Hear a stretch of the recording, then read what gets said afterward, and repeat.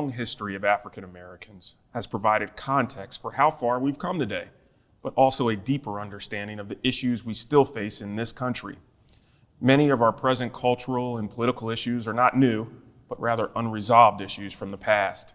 I'm Kerwin, and welcome to an exclusive DETV interview with award-winning professor of English, History, and African American Studies, as well as a leader in the field of Black digital humanities and history, Dr. Gabrielle Foreman. Welcome to the show. Thank you so much for having me. I'm really delighted to be here today. I remember freshman year and running from class to class, and one of those classes was humanities, right? This is not the humanities that I was accustomed to back in 1996. Tell me about digital humanities. Digital humanities is an amazing forum that allows us to generate knowledge collectively, but also to get it out to hundreds of thousands of people globally. So we can also work together and collectively to do work that individuals can't do by themselves. Mm-hmm. So it engages students, partners, community partners, archivists, librarians, people who produce cultural and art, and also people who preserve the artifacts of our history in the gathering of that for hundreds of thousands of people to see online. So how do we combine Black history with digital humanities? How do we sandwich those two things together? That's a great question. I mean, one of the reasons that Black digital humanities is so important is because our history has been erased, anonymized, repressed. And the places that actually preserve the histories of Americans often don't preserve our histories. And what that means is that it's very difficult to tell our stories, to preserve the activism, the organizing, the cultural richness of our own communities, because our names don't show up in the repositories that hold those national stories. And that's true of many communities who actually aren't represented and valued by those who preserve history. Archives, repositories, museums, etc. Black digital history allows us to do that in ways that print doesn't. Mm-hmm. Because when you're done with a book that an individual works on, you can't go add to it easily. Mm-hmm. But you can. This is a continuous aggregation of the forgotten artifacts, the forgotten records that we can then digitize and make available, and then tell the stories about through digital exhibits and other artifacts that allow us again to resurface histories that have been both purposely, deliberately, and sort of erased through neglect. So is that where the term digital humanist comes from? Or help me understand that. Yeah, I mean, humanities is the full realm of the questions we ask about our existence. Mm-hmm. So it talks about literature, it allows us to examine histories, it allows us to think about cultural arts, mm-hmm. It allows us to think about the preservation of those histories as well. So when people say I'm a digital humanist rather than I'm someone who is a scientist, it allows us to think about the ways in which we engage the larger questions of humanity, mm-hmm. Right? And so I'm a digital humanist who deals with Black history and Black culture in ways to resurrect all of the things that have been forgotten and scattered. Now, this all happens at the Center for Black Research, right? Mm-hmm. Tell us a little bit more about this organization. We call the Center for Black Digital Research Dig Black. Dig Black, Dig okay. Black and some people call it Dig Black because you can go either way. So it's digitize Black records, mm-hmm. excavate or dig for mm-hmm. Black history, dignify Black scholarship, which is so often disrespected, mm-hmm. right, or not centered, and also love Black people, right? Like dig Black people, right? I got it. So it's all of those things. So we call it Dig Black. If we were to rename it today, we would probably call it the Center for Black Digital Research, Access, and Justice. Okay, and how do we get into that? How can we access that as just non-students of Penn State? There are 3 different projects that are connected to the Center for Black Digital Research. One is the Colored Conventions Project, which digitizes and creates digital exhibits for 7 decades of Black organizing that started in 1830 and moved through the 1900s, where thousands and thousands of African Americans in a Black-led movement gathered in multi-day meetings to talk about labor history to talk about labor rights, to talk about voting rights and jury rights, to talk about educational access and justice, and freedom from state-sanctioned violence. So when we talk about anti-slavery, we're generally thinking about a movement to end slavery itself. But this movement, which started before the antebellum anti-slavery movement itself began, centered the very things that people organized for throughout the 20th century and on the streets and in legislative sessions today. Again, access to jobs, access to equal pay, access to equal veterans' rights, access to educational justice and good schools, and access to the freedom from violence and in anti-Black violence in communities, and accountability when that happens. So these great discussions, these great ideas, so to speak, and we talked off air about some of the great speakers that were there during that time. What was the outcome of that? How did they bring that to fruition? Almost every African-American newspaper that comes out of the 19th century, because this movement starts in 1830 in Philadelphia at Mother Bethel, and then it continues again for 7 decades in state and national conventions. Almost every Black newspaper that comes out of the 19th century has a connection to the convention movement. All of the petitions are somehow, the petitions that are going to state legislatures, many of those, I should say, are coming from the convention movement. The meetings were actually changed so that they would happen in conjunction and at the same time as state legislative sessions. So a particular event. So there was a strategy behind the meeting, right. Just not the meetings. And all of that was also recorded? Yes. So almost all of the proceedings are recorded, but because they were scattered in all of these different states, no one's ever seen them together in one place. So the Colored Conventions Project brings all of the records and the minutes together, freely accessible in one place. Before that, there was one book that only had 12 national conventions that was out of print and could go for $3,000. Now at coloredconventions.org, you can find them along with digital exhibits that tell the stories that come out of the conventions themselves.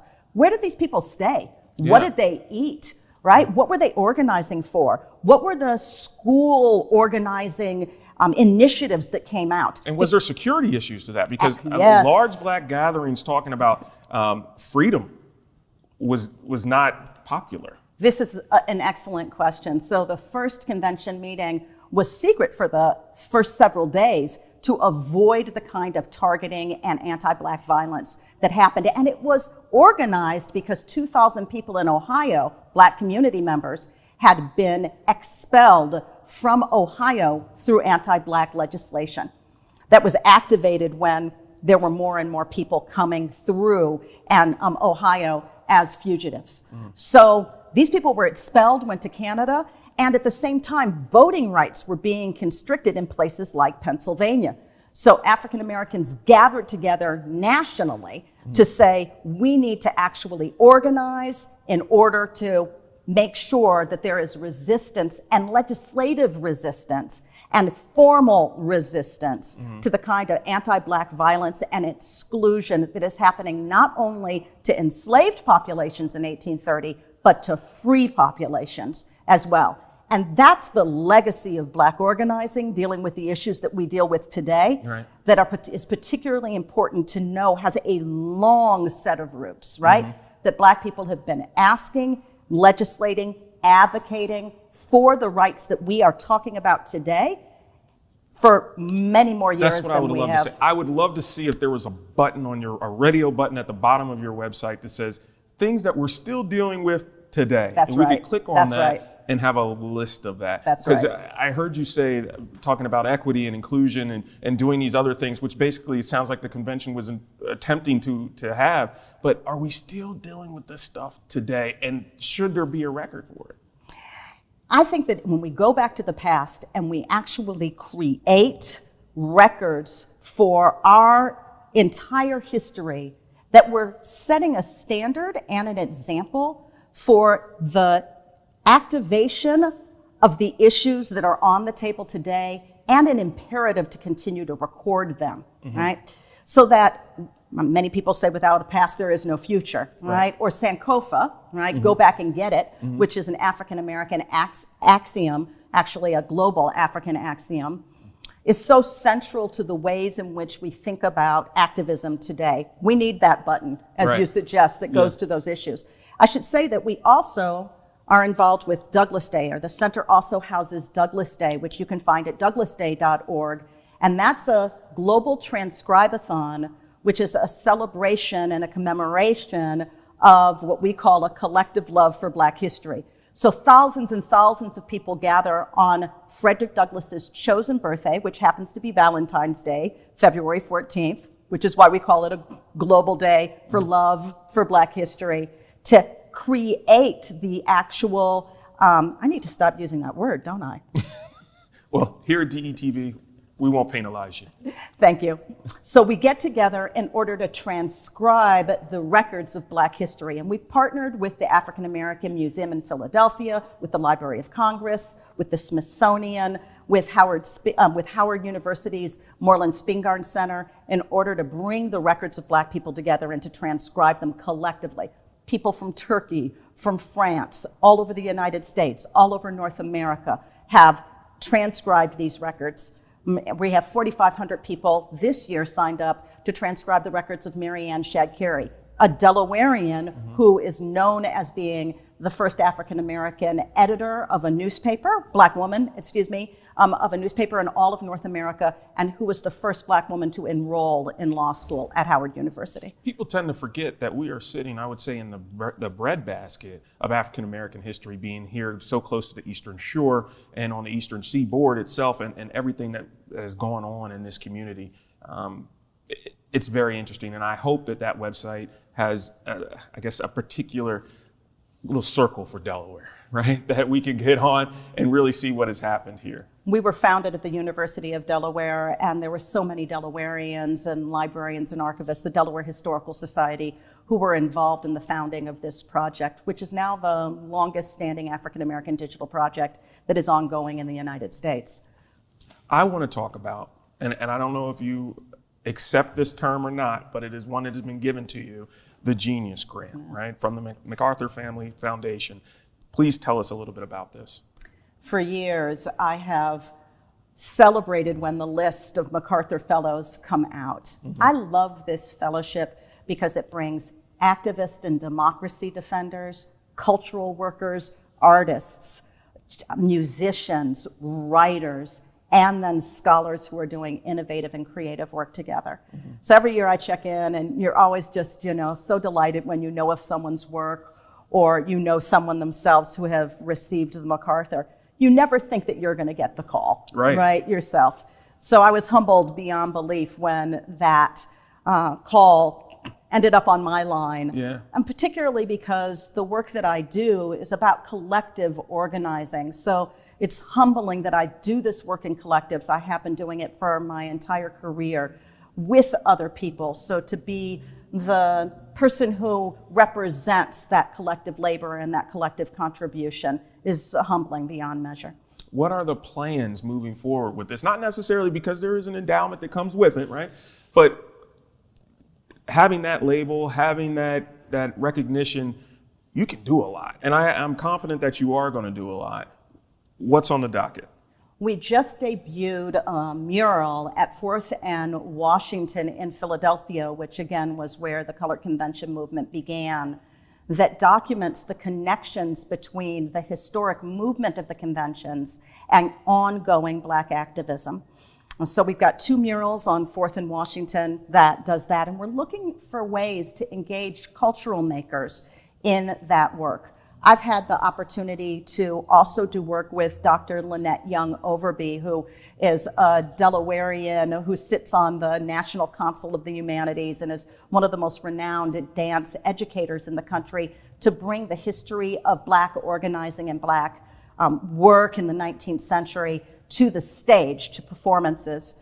And so we'll be doing some more of that work. We're really thinking about the ways in which we can bring these digital exhibits and a curriculum to high schools across the country, and to engage artists and cultural makers in the long history of Black organizing as well.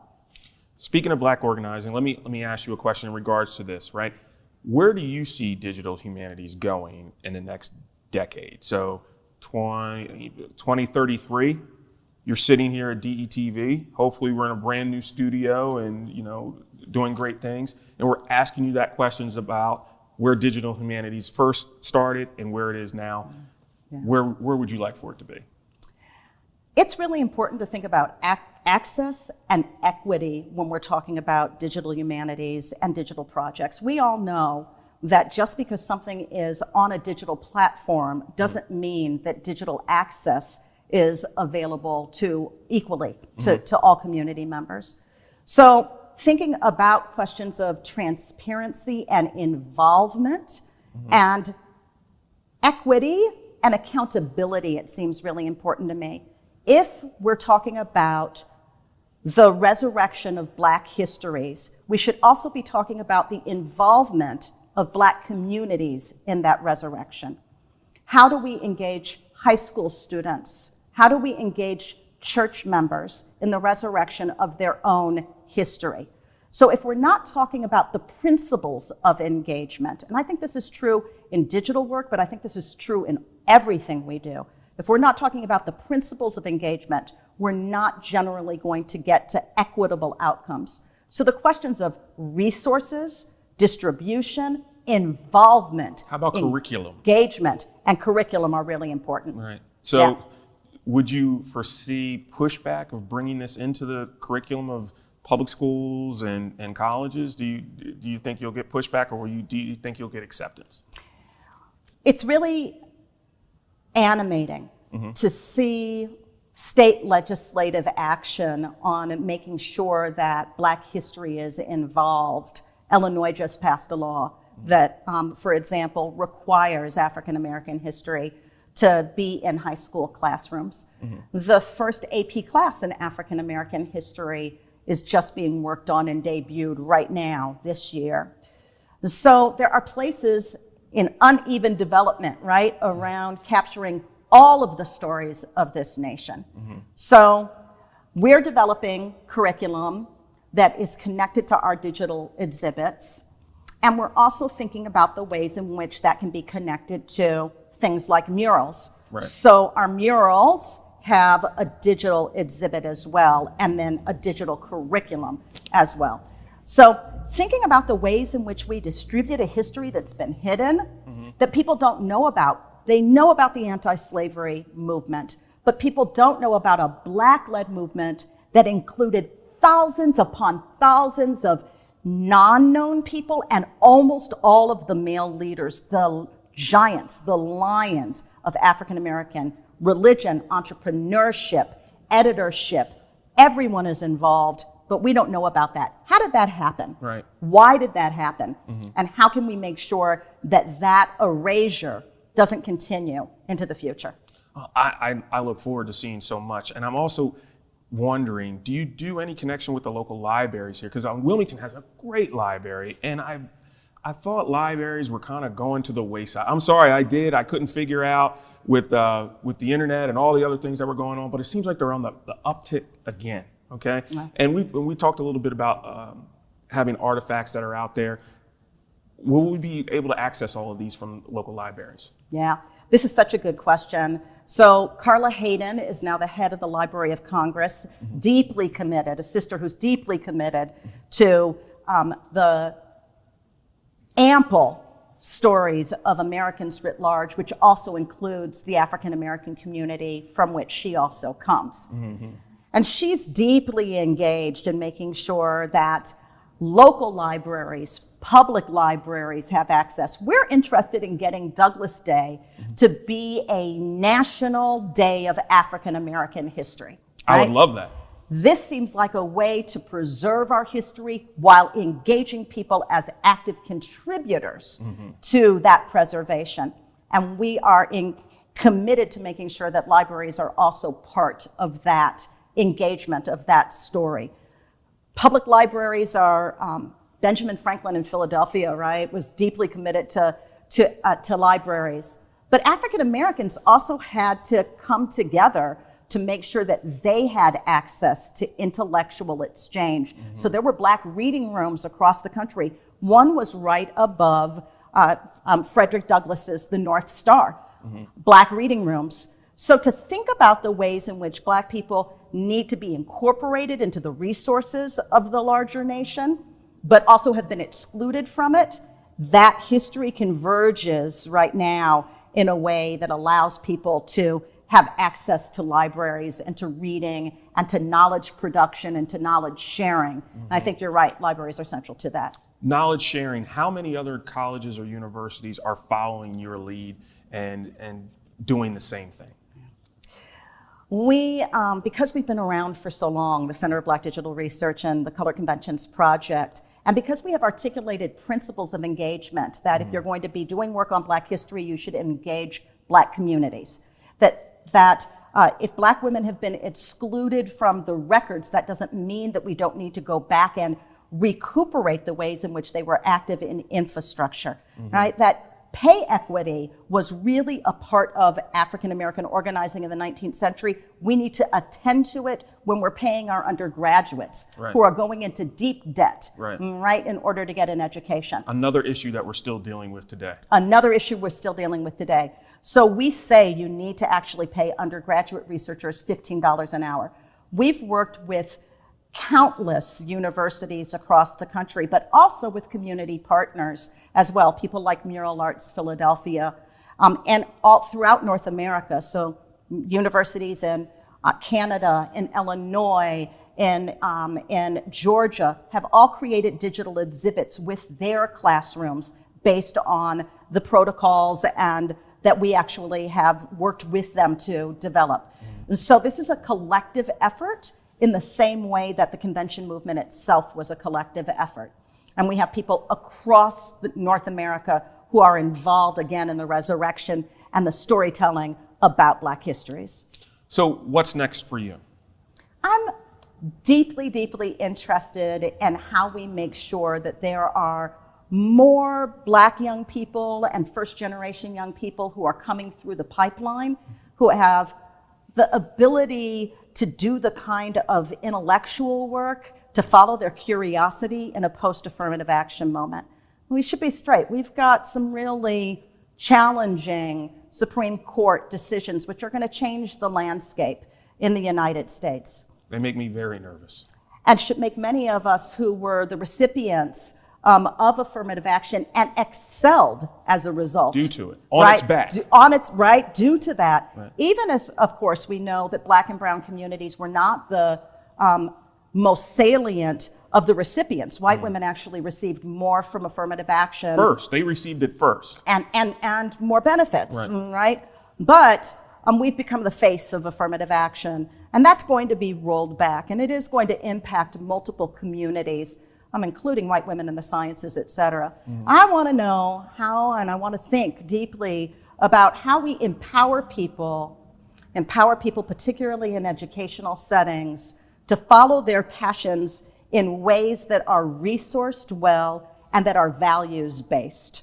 I'm also very interested in relationship to the projects that I helped to run in the 200th anniversary of Frances E.W. Harper, who is the most prolific novelist of the 19th century, the first African-American woman to be in the anti-slavery circuit. She speaks at the Delaware Convention, Colored Convention in 1873. She is one of the most important voices of the 19th century. Her 200th anniversary of her birth is in 2025. That's 1 year before the 250th anniversary of the nation's founding.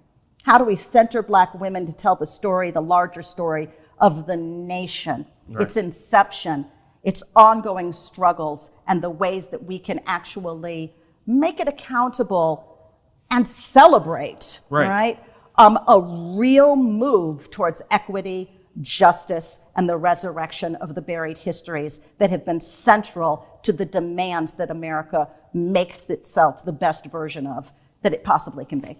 I think it's so important what you're doing, not just from a history perspective, but as people say now, show me the receipts. Right. I want to know what happened. Show me the receipts. And it seems like that's exactly what you're doing. And that's what you're providing. So when we're making decisions, whether it's in legislative hall or whether it's in our communities right now, of what has happened in the past, you have that. And it's not anything that's being manipulated. It's something that's open and and they can go and see, and they can hit that radio button and say, we're dealing with the same issue. Yeah. And that's sobering, right? Because if in fact the best minds from 2 centuries ago were asking for the same things, were exhibiting the contributions that their and our communities continue to make, were using the rhetoric of the nation to call itself to its best self. Right. And we have been continually fighting for the same issues of, again, voting rights, of jury rights, of access to the ballot, of literally not standing in line for hours and hours and hours, which is an issue that is preserved in the records of the 19th century as well. How about city planning? So many of the municipal, the state, and the national issues of yesterday are still being dealt with today. And if that's the case, what does it mean that the nation has been denying it for so long? For longer than we actually knew. Right, right. It's sobering. It's sobering. It scares me. We want to thank you very, very much for coming on DETV today to talk about, well, first of all, your Genius Grant. I mean, who can say that? You can. And the recordings that you're providing, and I guess the incentive that you're asking or giving to people to come out and access this information is tremendous. Thank you very much. You have a home here at DETV. Whenever you want to come back and be with us and share information, you're more than welcome. Delaware is my home, so it's such a delight to be here with you today. Thank you for your wonderful questions. No problem. And thank you for viewing. We'd like to thank you for taking the time to listen to Dr. Foreman and all that she has achieved. And we want you to go out and access some of those sites that we provided. The links will be at the bottom of your screen. You can go and see your information, start your trek down your history for your family and your loved ones. We look forward to seeing you again right here on DETV.